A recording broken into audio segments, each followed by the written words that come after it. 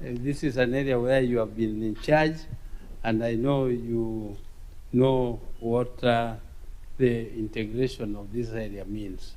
Mr. Speaker, the people of this area are the same people. We are the same people. These borders were created artificially by the colonial authorities. Mr. Speaker, if you go, you take the Samia people. The Samia people spread into Uganda, and they have members of parliament in Uganda who are Samias.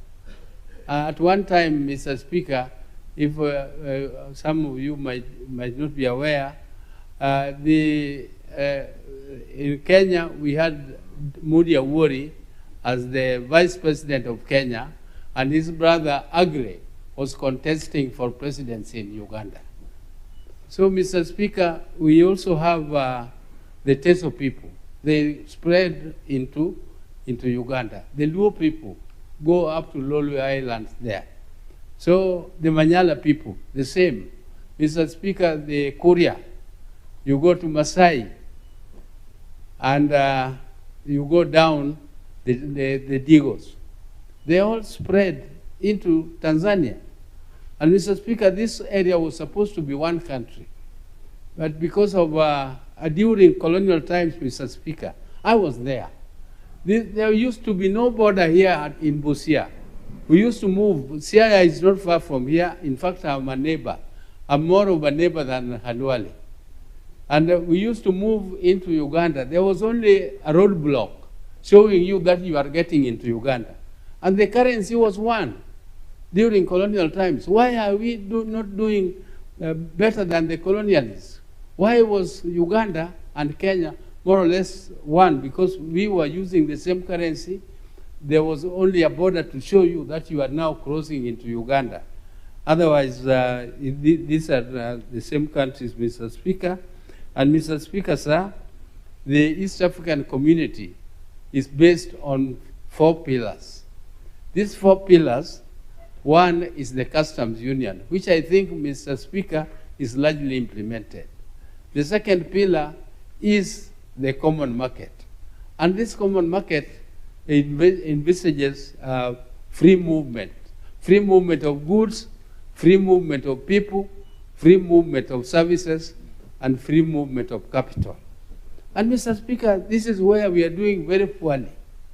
Because on the free movement of people, you had Honorable Adama telling you how expensive it is to fly to Kampala here.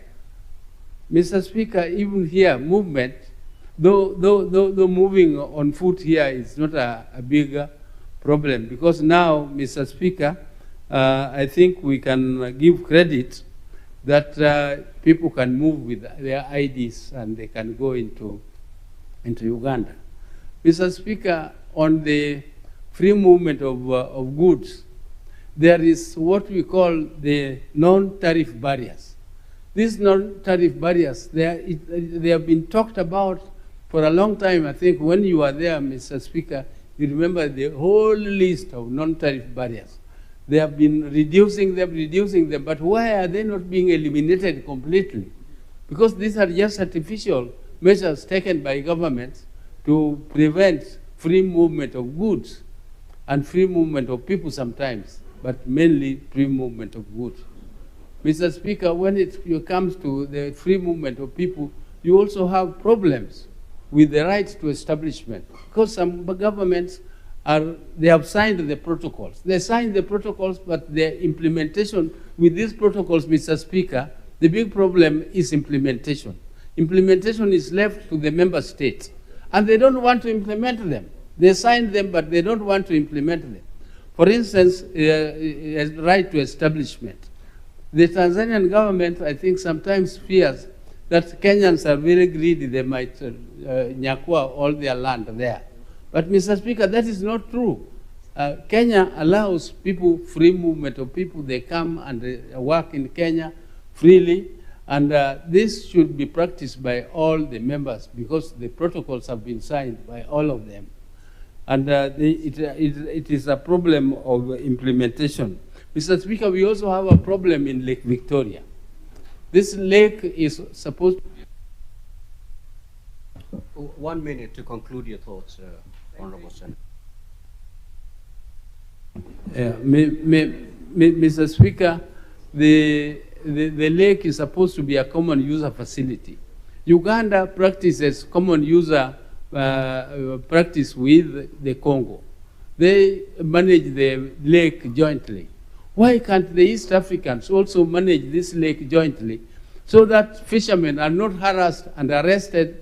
Some of them are even made to eat raw fish in the lake, Mr. Speaker. Sometimes the fines are too heavy for them and they are jailed there. We have to go and look for them every now and then. Negotiations have to be done. Mr. Speaker, there should be a common user policy for the Lake Victoria so that all the fishermen from all the countries can enjoy this facility and benefit from it, Mr. Speaker. Thank you, Mr. Speaker. Senator Tabitha Mutenda.